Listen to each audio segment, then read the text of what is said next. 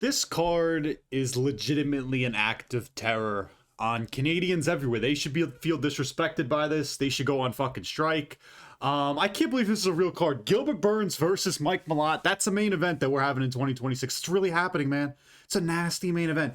Gilbert Burns on a 4-fight losing streak has looked absolutely terrible in his last few fights. Mike Malott, this guy's a Neil Magny victim. We're putting him in the fucking main event. That's how things work, I guess, these days. On paper, this card's absolutely terrible. I guarantee there'll be 1,000 finishes and somebody will come in here and be like, this is why you're a casual, man. You gotta let the card play out. On paper, this sucks. That's what I want to say. I'm not going to say this card's going to be terrible, which it probably will be. But this is terrible. I can't believe we couldn't get, like...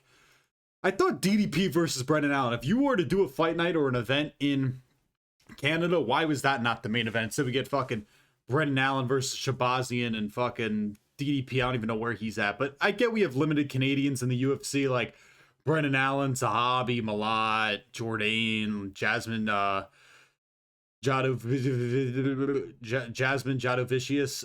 Like, I get we don't have really that many good Canadians, and we actually got a couple of them on this card, but I can't believe this is so fucking bad. And listen, I was considering not even doing a video for this card, but I was like, the fans, they need to see fucking a breakdown of Fight Night, Gilbert Burns versus Mike Malott. So let's get into this one. We're starting off with a couple randoms. Again, if you're new here, make sure to like, comment, subscribe. Just hit over 100 subscribers, so that's cool.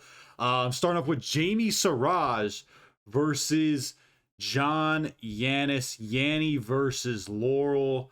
Not much to say about this one. Yanis, he got subbed on his debut by Austin Bashi. Siraj is a TriStar guy, had his career derailed a little bit by injuries, can grapple pretty effectively, gets a ton of rear naked chokes, and well, actually, I don't know if he gets a ton of rear naked chokes. That might have just been a lie, but Yanis, he gets rear naked choked a lot. This fight kind of sucks. I don't really care about it. Siraj, he doesn't really have any striking whatsoever. I'll take him in this one by rear naked choke in round 2. Why not? Again, nobody cares. But actually, one of the fights that is at least semi-interesting, John Castaneda versus Mark Vologden. This is a good one in my opinion. Mark Vologden had that banger of a Contender Series fight. He lost it, but it was an absolute insane scrap. He's a stocky, short, little midget, fucking Russian guy, little Petr Yan light. We got a southpaw versus an orthodox matchup here. Castaneda's lost his last two to Chris Gutierrez, who absolutely sucks, and Daniel Marcos. So Daniel Marcos is pretty decent, but he's got a nice straight left, John Castaneda, nice head kick that he can mix in there, which does worry me because Mark Vologden, for as much pressure and pace he's going to push on you, and he has good boxing, defensively he is not sound whatsoever, and he is there to be it. But again, he's durable. He's a lot younger. Castaneda, I don't think he's won a fight in 2 years, so I'm kind of liking Mark Vologden by late round 3 TKO. I've also seen in some of the film for Castaneda, he's kind of a guy who can struggle when you mix in the grappling and you kind of break him down. I could see Mark Vologden maybe mix that up a little bit, and that gets him to a win, and that leads him to a late finish. So I like Mark Vologden here by round 3 TKO. Up the card, we go to a fucking barn burner in JJ Aldrich versus Jamie Linhorth. I mean, this is the matchup we've all been waiting for. I like Jamie Linhorth here. I don't really care. She's won 2 in a row, beat Teresa Bleda by TKO in her last fight, and her most recent loss was to Miranda Maverick, who's pretty decent. JJ Aldrich, she doesn't really fight enough. I'll take Jamie Linhorth by decision. I think she also gets a boost because she's from Canada, so you'll see a lot of Canadians get picked in this card just because they're fucking in Canada. Up the card, we go to another barn burner. Back-to-back women's MMA fights. Melissa Scare Croden versus Daria. Some random Russian last name. Iron Lady. Zila Shikunikov. I'm going to take Melissa Croden here. She's in Canada, so she gets a little bit of boost. She gets a little bit of statistics boost there, plus 15 attributes everywhere. Croden, she lost her last fight to Luana Santos, but beat Tainara Lisboa by TKO before that. And I think that was in Quebec, right? Where are we actually for this? We're in Winnipeg. Oh, I think it was in Quebec. Daria, she beat Melissa Mullins a year ago. Her only loss, I think she's only fought twice in the UFC, was to Aline Perez. So that's actually a decent loss. But she can't really grapple that well, so I'm going to take Melissa Croden by decision. Again, I don't rate either one of these chicks very highly, and I don't particularly care about either one of them. Up the card we go to Tanner Brozerman versus Gokhan Sari Khan. Tanner Boser, man, sounds like a fucking surfer. Now, he looks like the opposite of a surfer. He looks like he touches kids behind the school. That being said, Tanner Boser, man, people forget this guy was an Apex legend. I don't think he's fought in the UFC in like 2.5, 3 years or something. Sari Khan's making his debut, and I like him here. I think he could take Tanner Boser down. He's got nice ground and pound. Both these dudes are pretty light on their feet for heavyweights. They're kind of smaller heavyweights. Again, Tanner Boser, he can move well on the feet, has a nice 1-2, lie on the feet. Again, not both of them, not giant heavyweights. One issue that I see with Tanner Boser, though, is he kind of winds up these leg kicks, and that leads him to get taken down a lot. I just think Sari Khan can control him, get a finish on the ground. I like Sari Khan by just kind of pushing the pace in this one, getting takedowns and winning by round 3 TKO, or he just wins like a 30-27 decision. But I want to pick finishes here so I can have some fun. And just so you know, most of this card is taking place during the next game. I will not be watching 80% of this card other than the main event and like the Vologden fight. That's probably it. Up the card, we go to Robert Valentin versus Julian LeBlanc. And I know what everybody's thinking here. You gotta go with Julian LeBlanc. I mean, this guy's a marauder on the fuck. Is he from Canada? On the Canadian national scene, man. This guy's a marauder. Not so fast. A little Lee Corso right there. Everyone's favorite, a Teba Gautier / Ryan Loder / Torres Finney victim in Robert Valentin. I think he's going to win this. Julian LeBlanc's making his debut, but he's literally terrible. He's fucking shit. He looks like that random, like if you were watching Spike TV in the 2000s and you were flipping through channels, you're trying to get the fucking SpongeBob and you pass through Spike TV. This is the kind of random shit fighter that you would stumble upon. He is not good. Valentin's like somewhat dangerous. Not somewhat, he is dangerous. He had nice finishes on Tough. He has no fight IQ. Like, he'll just throw up random submissions that don't make any sense.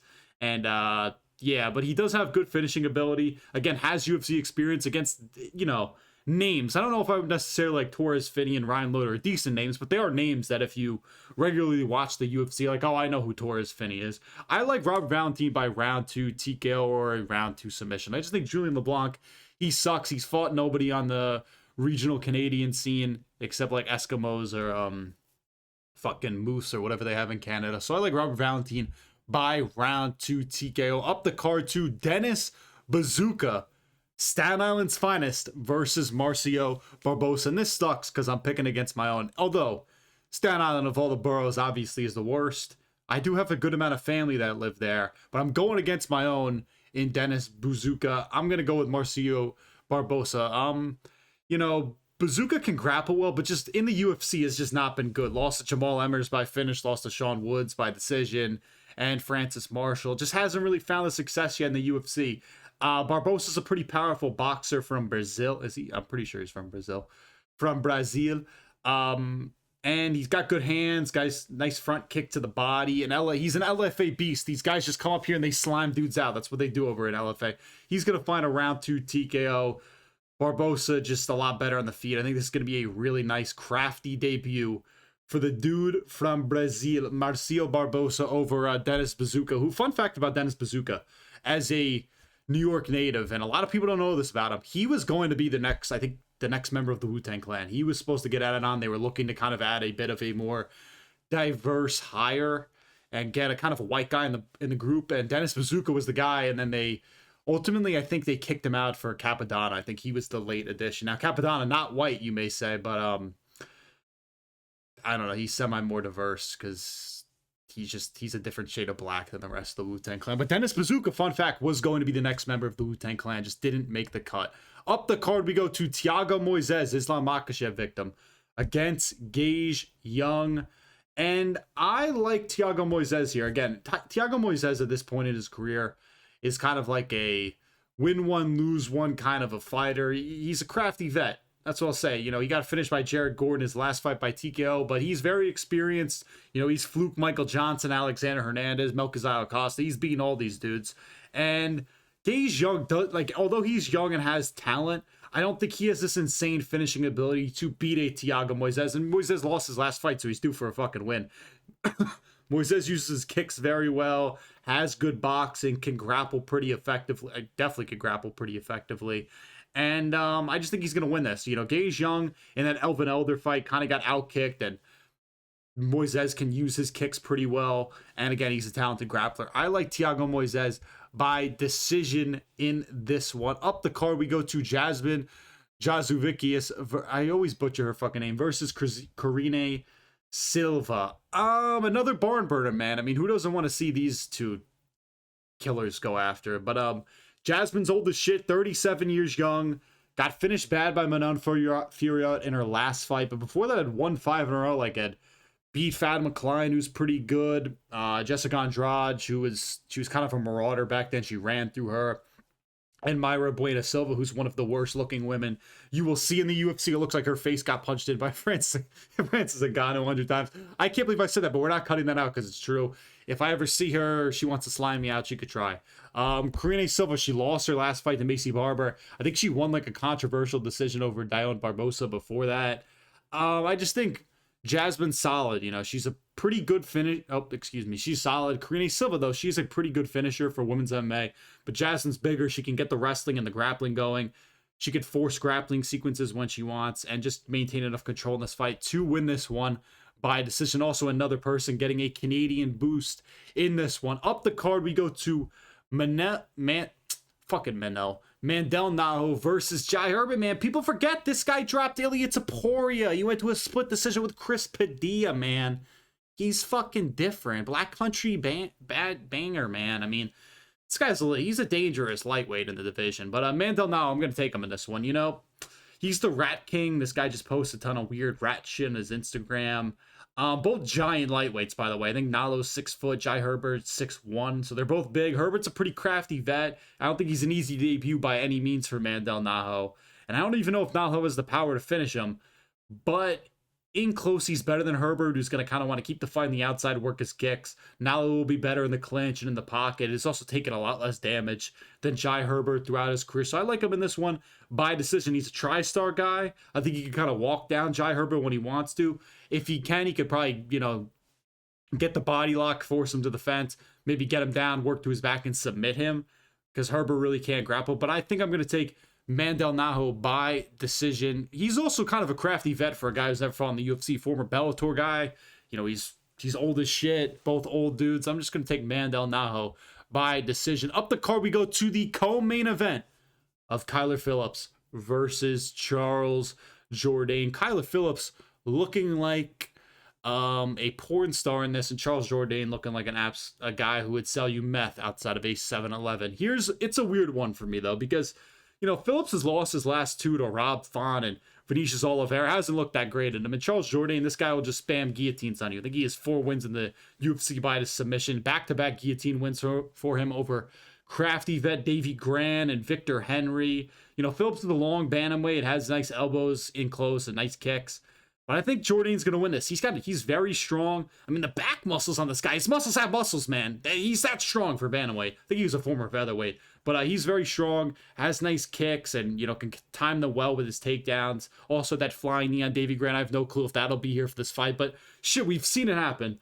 You know, Jourdain will fight well, you know, with his fight well with his kicks, behind his kicks. Phillips slows down as the fight gets on. I could see him just slowing down as his calf continues to get shredded up, because Kyler Phillips is trying to go for, like, bullshit spinning head kicks and body kicks. He's not really attacking the legs that much.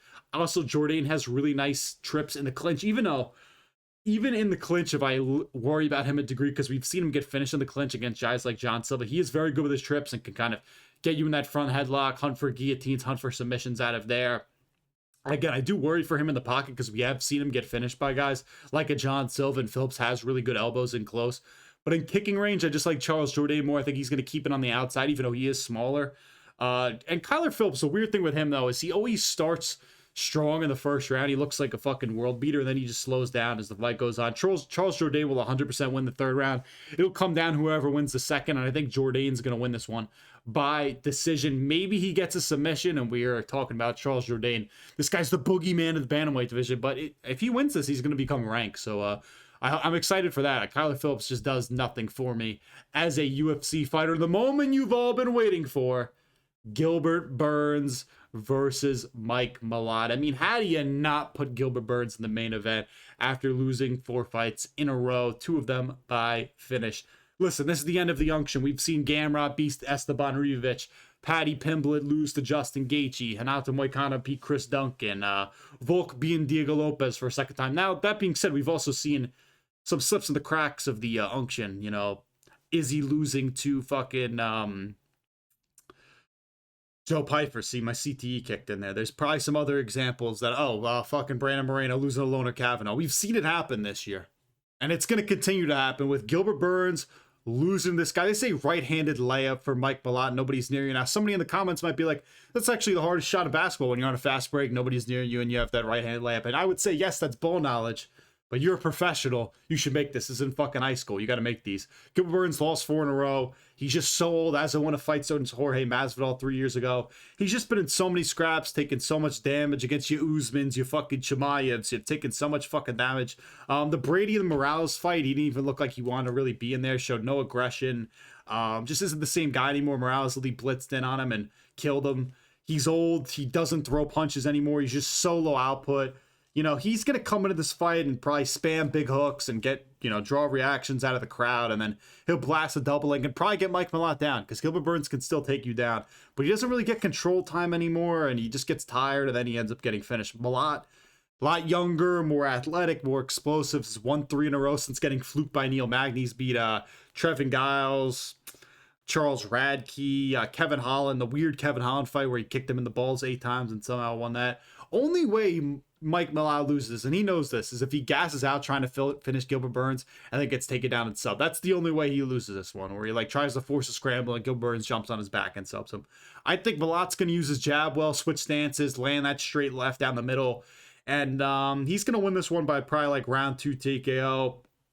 Gilbert Burns is just such an easy matchup for guys at this point in his career. Really offers you nothing. He's a jack of no trades. And now he's got a trade. He could still grapple to a degree.